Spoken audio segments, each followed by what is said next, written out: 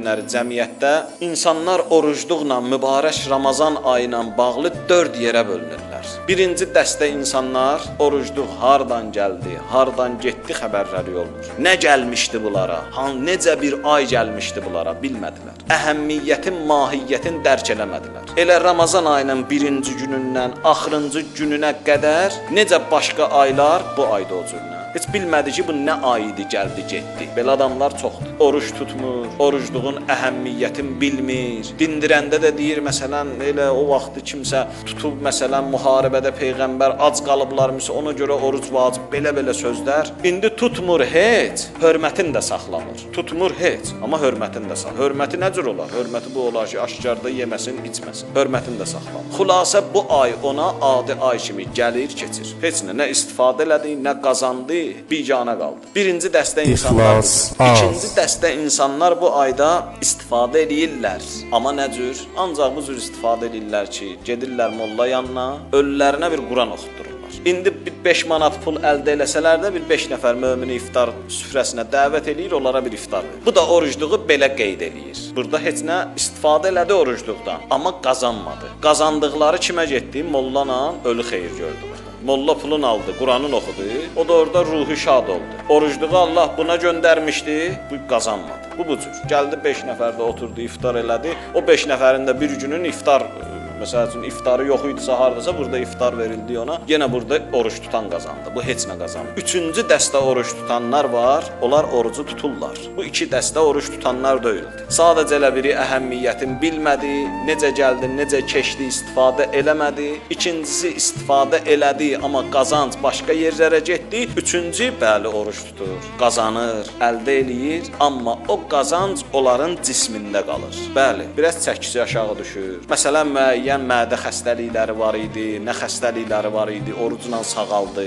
Ancaq qazandıqları fayda, orucdan qazandıqları fayda onların cismində ilişdi qaldı. Onların cismi xeyir gördü, ruh heç bir xeyri görmədi. Amma dördüncü dəstə insanlar kimlərdir? O insanlardılar ki, orucla həmin o təqvaya çatdılar. Ki, Allah orucu ona görə vacib eləmişdi ki, ruh pəhriskar olsun, ruh çəkinsin, ona da çatdılar. Allaha dua eləyək ki, Allah bizi həmin o dördüncü dəstə, ruhi qidalanan, ruhi ləzzətə çatan insanlardan qərar versin inşallah.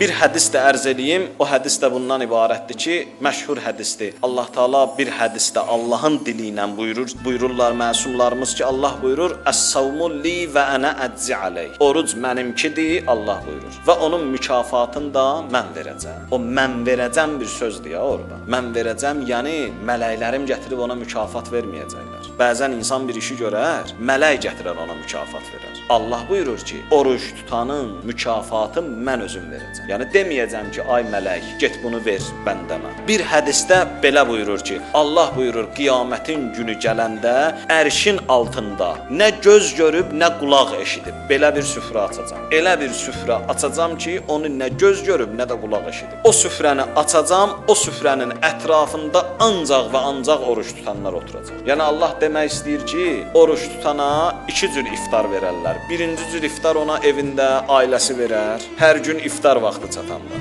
Buyurur, onun ikinci iftarın qiyamətin günündə Allah buyurur, mən özüm verəcəm. Bax, belə bir süfrə açacam onun üçün ki, nə göz görüb, nə qulaq eşidib. Allah demək istəyir ki, mən özüm verəcəm bunun mükafatını, vasitəsiz, şərtsiz. Və buyurur, mən verəcəm, o mən verəcəmin ikinci mənası budur ki, Allah demək istəyir ki, yəni oruç tutanın arxasında mən özüm dayanmışam. Oruç tutan özün tək hiss eləməsin və hiss eləmir da. Bütün oruç tutanlar bunu təsdiqləyər ki, oruç tutan insan özünün yanında sanki bir nəfərin olduğunu hiss edir. Elə bir hara getsə orucam. Sanki yanında kimsə var, onu qoruyur. Özünü tənha hiss eləmir. Bax, həmin hədisin mənasıdır. Buyurur, mən özüm ona kömək olacam. Bəzi adamlar özün qorxudur. Belə adamlar da var. Deyirsən, oruç tutmaq, mübarək Ramazan ayı gəlir, özün qorxudur. Bu hədis demək istəyir ki, bəndəm özümü qorxutma. Sənin mükafatını mən verəcəm, yəni sənin arxanda mən dayanmışam. Mən sənə bunu vacib eləmişəm, qorxma, tut, görəcəksən mənim köməyimi.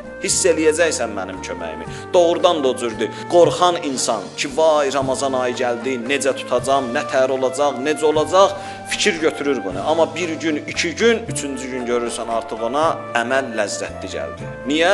Həmin o şeyi hiss elədi. Allahın o mənəvi yardımını hiss elədi. Və bu sözlə Allah həm də demək istəyir ki, alimlər bu hədisi bir başqa cürdə oxuyublar. Oxuyublar ki, ənə ücza əleyh.